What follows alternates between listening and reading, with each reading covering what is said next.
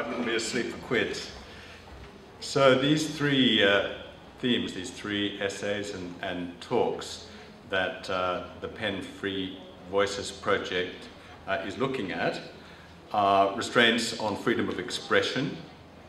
What does it mean to be a writer and a reader in a human rights framework? And today's theme, freedom to write, freedom to read. In 1934, Ossip Mandelstam, the poet, wrote his Stalin epigram. He was fed up. He'd had enough, I think. And so it proved, because he wrote, "We live, not sensing our own country beneath us.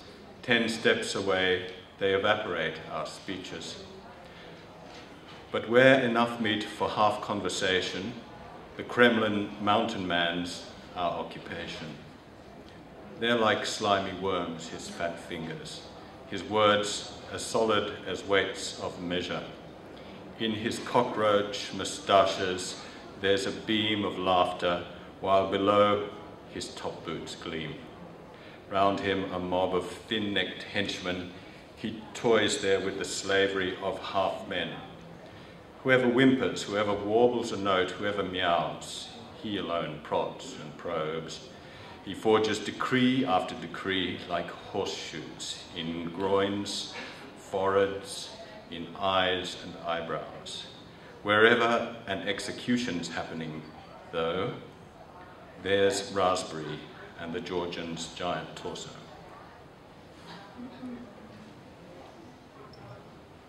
We are here to honour and defend writers who are willing to give their freedom and to give their lives to speak their minds. Their fate is an expression of our complacency of thought. They are imprisoned for expressing their own opinions because we don't. We ourselves must think for ourselves and speak for ourselves, find out the truth for ourselves. We must make ourselves a refuge for ourselves, for how can one man be another man's salvation? You have to depend on yourself, and when you find it, share it. It is because we buy ready-made views wholesale from organisations and parties, or perhaps we shop for opinions retail at writers' festivals, that we look to heroes behind bars to be free for us. If you and I, each person, sees for himself or herself by our own direct experience and thinks and speaks and acts in accordance with his or her own wisdom, then there would be no need for any writer to suffer in prison for speaking his mind or her mind. Our complacent silences and our recitations of the views of our set, which is a noisy silence of empty words, is the gliding shadow that follows writers in their cells. Freedom to write, freedom to read.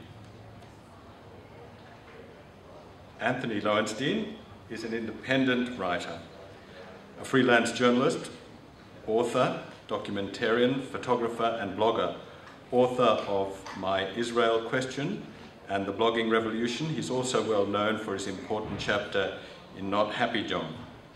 He contributed to A Time to Speak Out on Israel, Zionism and Jewish Identity. He is argumentative about Israel, like Jesus. Let that be a warning to you. He also contributed to My Favorite Teacher in 2011 and to On Utoya Anders Breivik, Right Terror, Racism and Europe. He's co-editor with Jeff Sparrow of Left Turn.